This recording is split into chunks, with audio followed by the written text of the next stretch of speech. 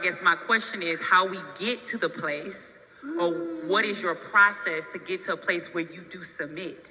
Because I'm an avid believer of it. I would not be in the positions that I am in today without the hedge that's over my life. So like, in actuality, the Bible never instructs us to trust people. Nowhere in the Bible does it give us the instruction to trust human beings. It gives us the instruction to trust God.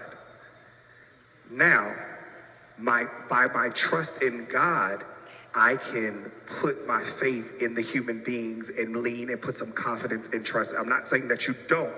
You know what I'm saying? I'm not saying that you don't trust people. I'm saying that God didn't say that I had to trust people.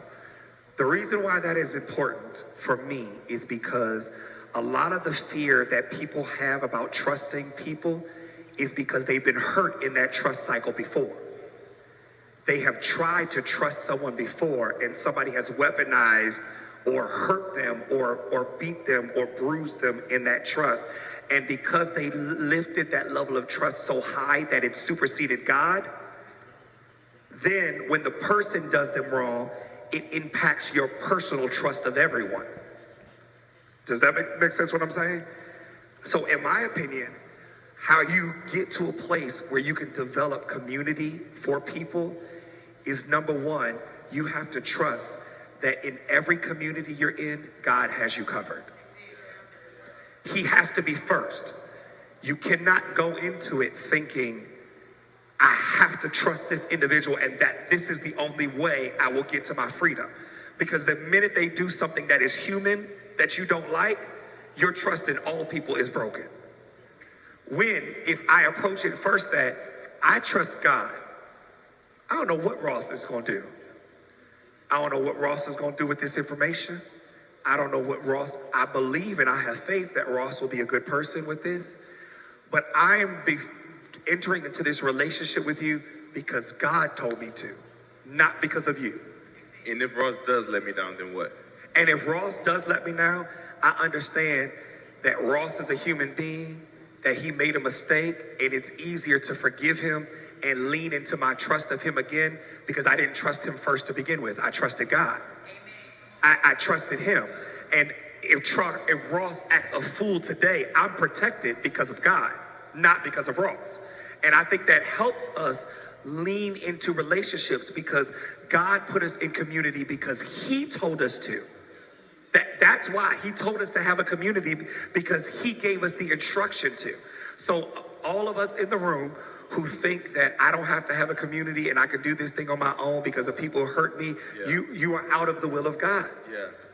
Because God did not instruct you to be in a relationship with people for the people or for yourself. It's because he told you to do that. Yeah. That was the instruction of him. I think so. Right. So in football, we have equipment, right, to protect us. And then also we have cleats and gloves to help me thrive, right? So all of these tools to help me be prepared for battle. And if I show up to battle with just missing one of those tools, I will not succeed. Just one of those tools. And God gives us so many tools to thrive in and to protect us, but we like to pick and choose which tool that we're going to use, right? So I pray, but I don't like to get my word, right? I worship, but I worship from home and not from community, right? I could go to church, but I'm not really like extroverted. I don't really trust people, right? And God gives us so many tools, and we don't use them, and we're not fully thriving in life because we're not fully equipped how God gave us and all the tools that God provided us with. And we're wondering, like, God, why are we struggling? God, why am I not prepared? Because we're not using all the tools that God gave us. You are giving such a strong illustration really quickly just because you gave a practical illustration to what I was trying to express, which is in that same illustration, God says, put on this outfit, this is the tool that you need. If the strap breaks on the shoulder pad and the shoulder pad leaves, I'm not going to never put on a shoulder pad again. Yes. I'm not going to decide that because the shoulder pad is broken. I had faith in you, shoulder pad. I trusted you, shoulder pad. You came apart on me, and now I'll never have another shoulder pad again. You would sound crazy.